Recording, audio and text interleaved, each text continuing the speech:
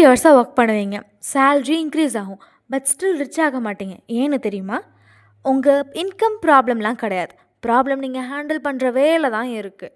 Salary வந்த உடனே EMI, bills, எக்ஸ்பென்சஸ்னு நிறைய நம்ம ஸ்பெண்ட் பண்ண வேண்டியது இருக்குது. அண்ட் ரிமைனிங் இருக்கிற கொஞ்சம் அமௌண்ட்டையும் நம்ம சேவ் பண்ணணும்னு நினைப்போம். அந்த சேவிங்கை பேங்க்கில் வச்சா சேஃபாக இருக்குதுன்னு நினைக்கிறீங்க. பட் இது ஒரு பெரிய மித். பட் இங்கே தான் ஒரு ட்விஸ்ட்டும் இருக்குது. பேங்க் இன்ட்ரெஸ்ட் அப்ராக்சிமேட்டாக பார்த்தீங்கன்னா 2.5, மேக்ஸிமம் 4% வருது. இன்ஃப்ளேஷன் 6-7% இன்க்ரீஸ் ஆகும். ஸோ உங்கள் மணி க்ரோலாம் ஆகலை, ஆக்சுவலாக வேல்யூ தான் குறையுது. நீங்கள் சேவ் பண்ணுறீங்கன்னு நினைக்கிறீங்க, பட் ரியலாக கொஞ்சம் கொஞ்சமாக லூஸ் பண்ணுறீங்க. அதுதான் நம்மளோட பிக்கஸ்ட் மிஸ்டேக்காகவும் இருக்குது. நான் 21 இயர்ஸாக ஃபைனான்ஸில் தான் இருக்கேன். இதே மிஸ்டேக் தான் மெஜாரிட்டி ஆஃப் த பீப்புளும் பண்ணுறீங்க.